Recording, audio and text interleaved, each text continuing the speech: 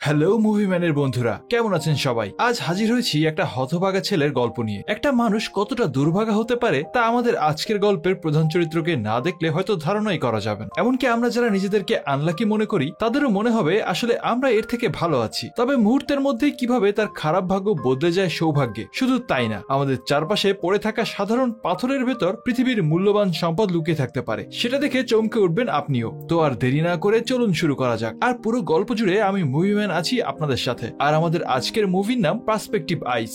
গল্পের শুরুতেই আমরা প্রধান চরিত্র শু কিংকে দেখতে পাই। সে খুবই দুর্ভাগা। দুনিয়ায় তার মতো আনলাকি মানুষ আর দ্বিতীয়টা নেই। আপনারা যারা নিজেকে আনলাকি মনে করেন তাদের শু কিংকে দেখার পর নিজেকে নিয়ে আর কোনো অভিযোগই থাকবে না। সে এতটাই হতভাগা যে তার কোনো বন্ধুও নেই, কেউ তার সাথে কথাও বলতে চায় না। কারণ সবাই ভাবতো ওর সাথে কথা বললে তাদের ভাগ্য খারাপ হয়ে যাবে, মানে ওর মুখ দেখলেও মানুষের দিন খারাপ যায়, এমন একটা অবস্থা। শু কিং এর দুর্ভাগ্য শুরু হয় তার জন্মের সাথে সাথেই। কারণ সে পৃথিবীতে আসার পরেই তার মা মারা যায়। আর তার বাবা ছিল একজন জুয়ারি। সে সবসময় জুয়া খেলতো, কিন্তু কখনো টাকা জিততে পারতো না। সে সবসময় খেলায় হেরেই যেত, তবুও বারবার জুয়া খেলতো। বন্ধুরা, আমাদের দেশেও কিন্তু তরুণদের মাঝে ইদানিং অনলাইন জুয়ার খুব পপুলার। অনেকে তো টাকার জন্য বাবা মায়ের সাথে খারাপ আচরণও করছে, তাই এই ব্যাপারে সবাই সাবধান থাকবেন। যাই হোক, একদিন শু কিং তার বাবাকে জুয়া খেলার সময় সাহায্য করছিল। আর সে আন্দাজে একটা দান দিয়ে বসে, আর এতে তার বাবা জিতে যায়। সেদিন তার বাবা জীবনে প্রথমবারের মতো জুয়ায় জিতে যায়। সে এতই খুশি হয় যে খুশিতে স্ট্রোক করে সেখানেই মারা যায়। কি একটা অবস্থা! পুরোটার সাথে সিরিয়াস মোমেন্টও কমেডি হয়ে গেল। আমার এক বন্ধু সবসময় বলতো,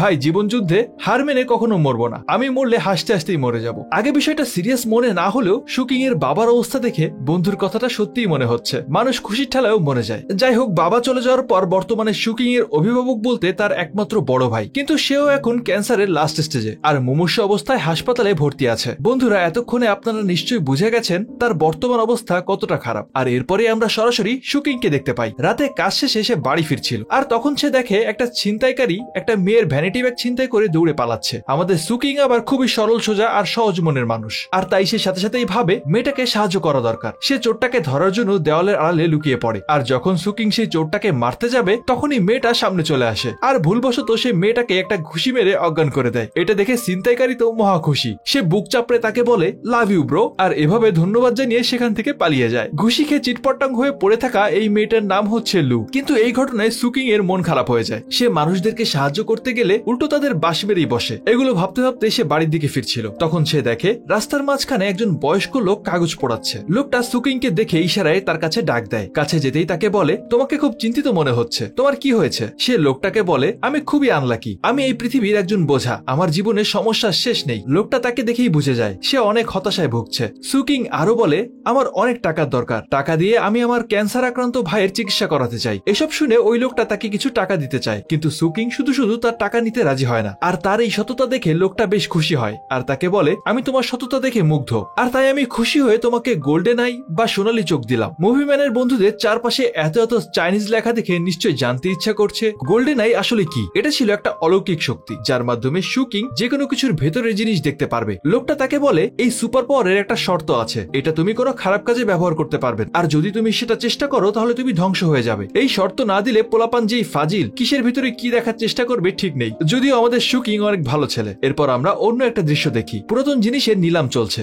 সেখানে অনেক মূল্যবান একটা ড্রাগন স্ট্যাম্পের নিলাম দেখানো হয়, কিন্তু একটা মেয়ে নিলামের আগেই সেই স্ট্যাম্পটা চুরি করে নেয়। আর সিকিউরিটিকে চকমা দিয়ে কাচের একটা বক্স উঠিয়ে সেখানে নকল একটা স্ট্যাম্প রেখে দেয়। কিন্তু ওখানকার সিকিউরিটি অনেক জোরালো থাকার কারণে সে আসল স্ট্যাম্পটা নিয়ে বাইরে বের হতে পারছিল না। তাই সে বুদ্ধি করে একটা বইয়ের ভিতরে স্ট্যাম্পটা রেখে তাতে আঠা দিয়ে টেবিলের নিচে লাগিয়ে রাখে, যাতে পরে এক সময় এসে এটা নিয়ে যেতে পারে। কিন্তু সে চলে যাওয়ার পরেই বইয়ের নিচের আঠা খুলে যায় আর বইটা নিচে পড়ে যায়। আর কিছুক্ষণ পর হল পরিষ্কার করার জন্য সেখানে একজন লোক আসে। পরিষ্কার করতে আসা লোকটা বইটাকে ময়লার ঝুড়িতে করে ময়লার গাড়িতেই ফেলে দেয়। এদিকে আমাদের হিরো পরের দিন সকালবেলা ঘুম থেকে উঠে দেখে সে রাস্তার মাঝখানেই শুয়ে আছে। সে তো কিছুই বুঝে উঠতে পারছিল না। সেখান থেকে উঠে সে একটা পুরাতন বইয়ের দোকানে যায়। দোকানটা তার একমাত্র বন্ধু লিউ এর। লিউ আর তার দাদি দোকানটা চালায়। শু কিং প্রতিদিন বাড়ি যাওয়ার পথে লিউ এর দাদিকে বই গোছাতে সাহায্য করে। আর আজকে সকালেই তাদের দোকানে কিছু বই এসেছে, আর সেখানেই সেই ড্রাগন স্ট্যাম্প রাখা বইটাও ছিল। শু কিং যাওয়ার সময় কিছু বই কেনে, আর সেই বইগুলোর মধ্যে ওই বইটাও ছিল। লিউ এর দাদি খুব ভালো করেই জানতো শু কিং এর টাকা পয়সার খুব অভাব, তাই সে লিউকে একটা ধমক দিয়ে বলে, তুই ওর কাছ থেকে টাকা নিলি কেন? যা এখনই টাকা ফেরত দিয়ে আয়। লিউ ছিল একটা হাদারাম, সারাদিন শুয়ে বসে থাকাই ওর কাজ।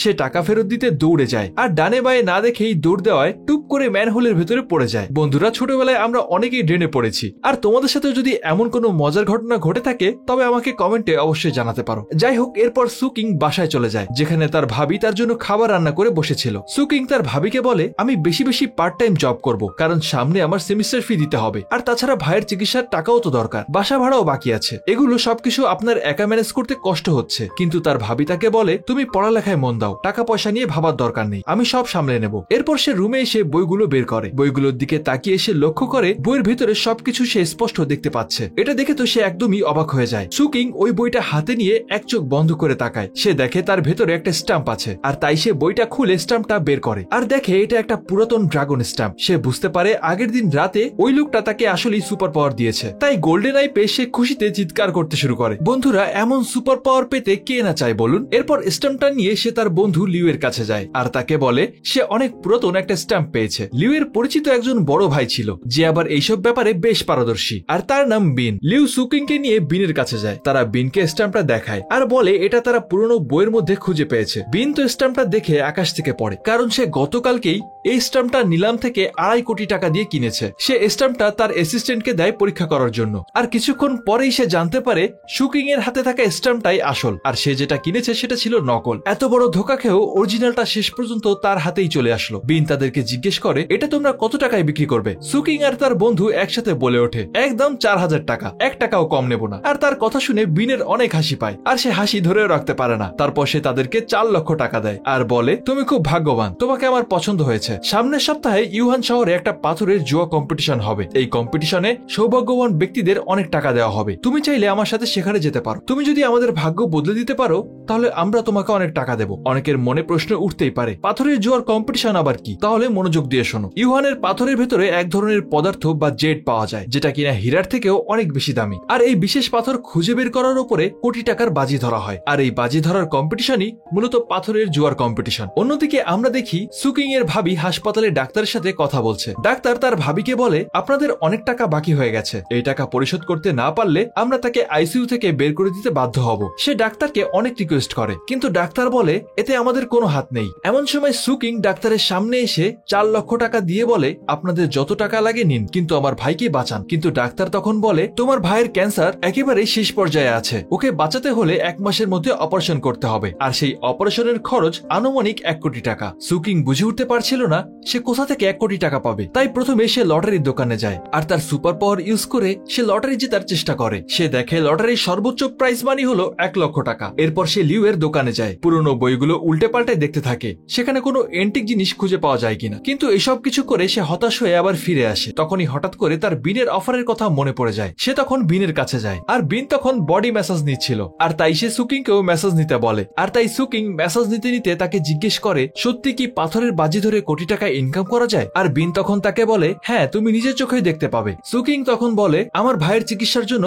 1 কোটি টাকার প্রয়োজন, তাহলে তুমি আমার সাথে ইউহান শহরে চলো। আর এরপরেই তারা দুজন ইউহান শহরে চলে আসে। সেখানে আমরা বিনের বড় ভাইকে দেখতে পাই। সুকিং এর সাথে বিন তার বড় ভাইয়ের পরিচয় করিয়ে দেয়। শিচ্যান পাথরের ব্যাপারে অনেক কিছু জানতো। তারা সুকিংকে অনেক দামি একটা চা খাওয়ায়। চাটা এতই মজার ছিল যে সুকিং কয়েক কাপ জায়গায় বসেই মেরে দেয়। সে এমন ভাবে খাচ্ছিল যেন চায়ের দামে শরবত খাচ্ছে। আর অতিরিক্ত চা খাওয়ার ফলে কিছুক্ষণের মধ্যেই তার প্রকৃতির ডাক চলে আসে। সে মাইনাস করার জন্য বাইরে বের হয়ে আসে। সে এই গুরুত্বপূর্ণ কাজটা করতেই যাবে, ঠিক তখনই সেখানে লু এসে হাজির। লু এর কথা মনে আছে নিশ্চয়ই আপনাদের? আরে সেই মেয়েটা যাকে গল্পের শুরুতেই সুকিং হেল্প করতে গিয়ে ঘুষি মেরে অজ্ঞান করে ফেলেছিল। সে আর প্রকৃতির ডাকে সাড়া দিতে সাহস পায় না, তার অলরেডি সবকিছু লক হয়ে গেছে। লু জিজ্ঞেস করে, আচ্ছা পুলিশ স্টেশনটা কোন দিকে? কিন্তু লুকে দেখে তো সুকিং এর ওই ঘটনার কথা মনে পড়ে গেছে। সে মনে মনে ভাবছিল হয়তো মেয়েটা তাকেই পুলিশে ধরিয়ে দেওয়ার জন্য স্টেশন খুঁজছে। একেই বলে চোরের মন পুলিশ পুলিশ।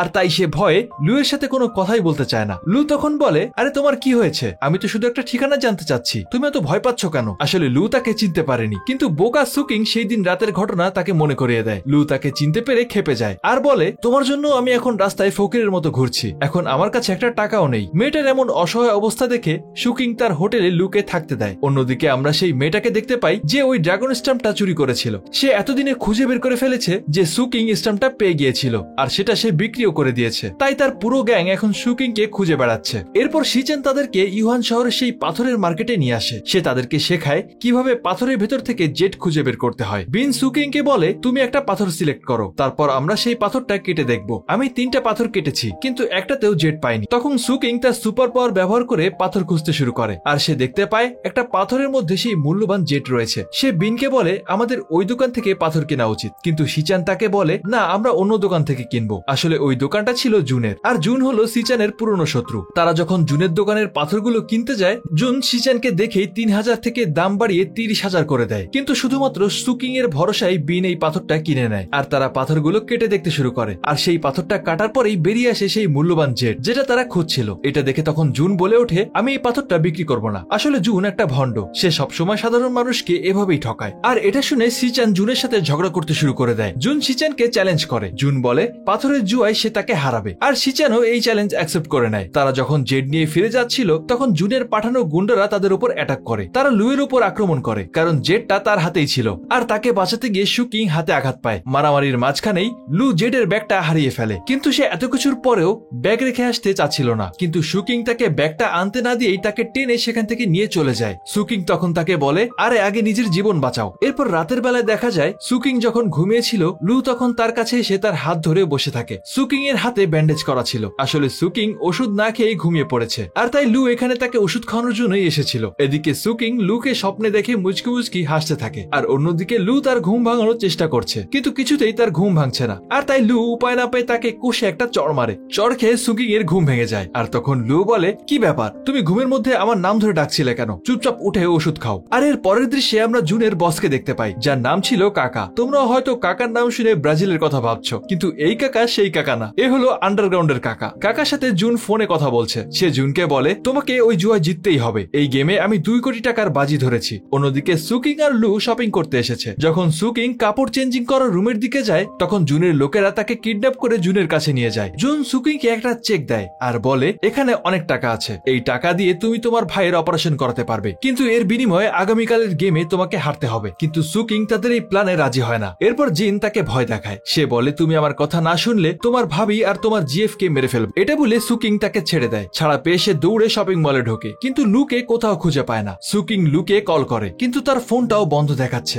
আর তার বুঝতে বাকি থাকে না জুনের লোকেরা নিশ্চয়ই লুকে কিডন্যাপ করেছে। অন্যদিকে তখন সিচান বিনকে জিজ্ঞেস করছে আমরা কি সুকিং কে বিশ্বাস করতে পারি? তখনই সুকিং তাদের কাছে আসে। সে তাদেরকে জুন আর লুয়ের ব্যাপারে সবকিছু বলতেই যাবে, ঠিক সেই মুহূর্তে বিন বলে ওঠে তোমার উপর ভরসা করে সিচান তার সমস্ত সম্পত্তি বাজি রাখছে। আমরা তোমাকে অনেক বিশ্বাস করি, আগামীকাল তোমাকে যে করেই হোক জিততেই হবে, গুড লাক। এটা বলে তারা চলে যায়। রাতে বিছানায় শুয়ে সুকিং ভাবতে থাকে এখন তার কি করা উচিত। একদিকে তার ভালোবাসা লু, আর অন্যদিকে সিচান, যে তার সবকিছু দিয়ে সুকিং কে সাহায্য করতে চাচ্ছে। আর এগুলো ভাবতে ভাবতেই সে ঘুমিয়ে পড়ে। আর সে ঘুমের মধ্যে স্বপ্নে আবারও সেই লোকটাকে দেখতে পায়, যে তাকে এই সুপার পাওয়ারটা দিয়েছিল। লোকটা তাকে বলে তুমি যদি গোল্ডেন আই খারাপ উদ্দেশ্যে ব্যবহার করো, তাহলে পাওয়ারটা তোমার কাছ থেকে নিয়ে নেওয়া হবে, আর তুমি ধ্বংস হয়ে যাবে, তুমি আবারও আগের মতো আনলাকি হয়ে যাবে। পরের দিন পাথরের জুয়ার গেমটা শুরু হয়ে যায়। সবাই যখন জেট পাথর খুঁজছিল, সিচানের ফোনে তখন কেউ একজন কিছু ছবি পাঠায়, আর এই ছবিগুলো ছিল আসলে সুকিং আর জুনের। এগুলো দেখে সে মনে করে সুকিং তার সাথে বিশ্বাসঘাতকতা করে জুনের দলে যোগ দিয়েছে।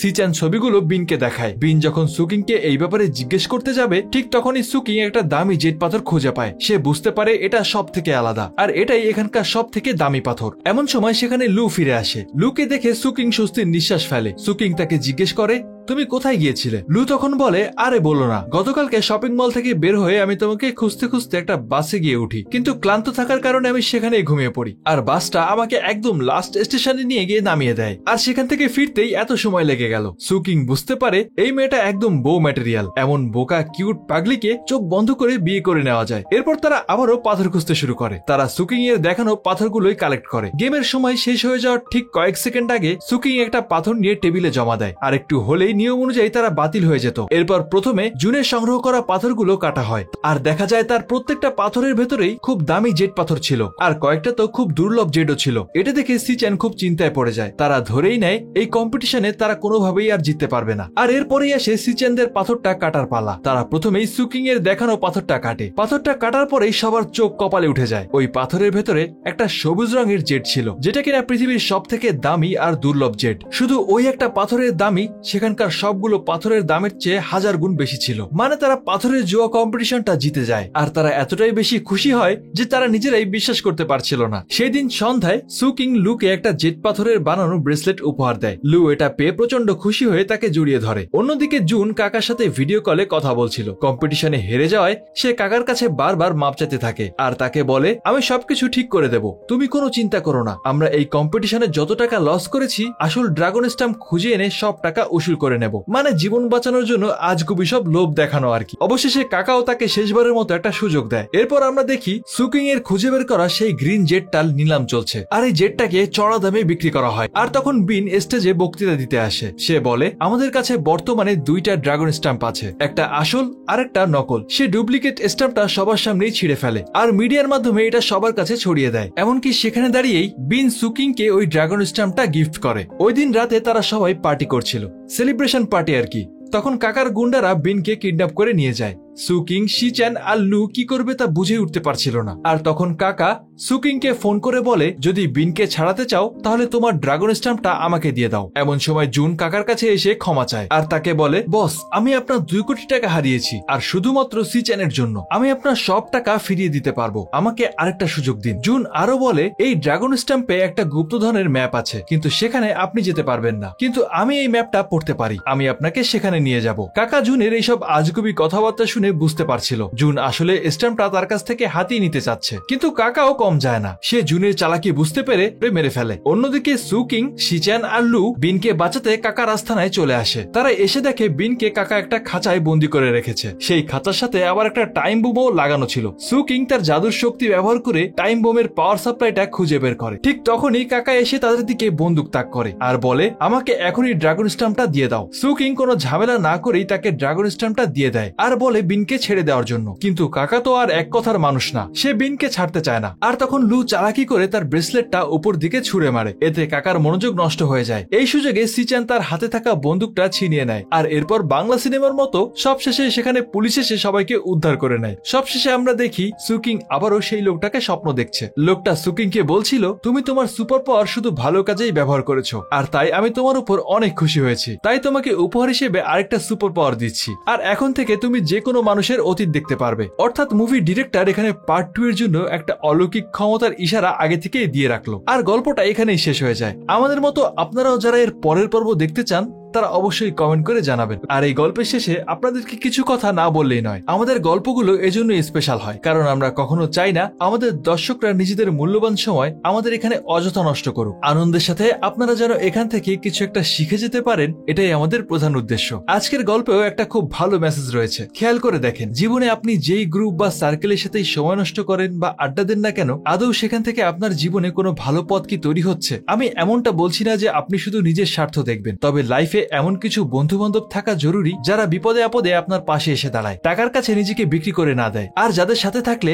আপনিও লাইফে কিছু একটা করার আইডিয়া পান। তো বন্ধুরা, আপনারা যারা এতক্ষণ ধরে মনোযোগ দিয়ে পুরো গল্পটা শুনছিলেন তাদের প্রতি আমাদের ভালোবাসা রইল। আর এখন দেরি না করে সরাসরি চলে যাচ্ছি আমাদের মুভিম্যানের ফ্যান সেকশন। আমাদের আজকের সেরা মন্তব্যকার হিসেবে নির্বাচিত হয়েছেন মিজান বাবু ভাই। তিনি বলেছিলেন, ভাই আমার অনেক অভিযোগ মাকে নিয়ে, আমি এত টাকা ইনকাম করি অথচ মা আমার কাছে কিছুই চায় না, খালি বলে বাবা তুই হিসাব করে খরচ কর, আমার কিছু লাগবে না, সবই আছে। আসলে ভাই মা জাতিটাই হয়তো এরকম, তবে আপনি ভাগ্যবান, কারণ অনেকের কপালে বাবা মা বেঁচে থাকতে ইনকাম লেখা থাকে না, বা হয়তো অনেকে চাইলেও পেরে ওঠে না। যাই হোক, আপনার মা ভালো থাকুক, আর ভালো থাকুক পৃথিবীর সকল মা। আর এভাবে আমাদের পাশে থাকার জন্য অন্তরের অন্তঃস্থল থেকেই জানাই অসংখ্য ধন্যবাদ। আজকের মতো বিদায় নিচ্ছি, আবারও দেখা হবে এমন অলৌকিক ক্ষমতা সম্পন্ন কোনো গল্প নিয়ে। আর ততদিন পর্যন্ত আপনারা সবাই ভালো থাকুন আর অবশ্যই ভালোকে ভালোবাসুন।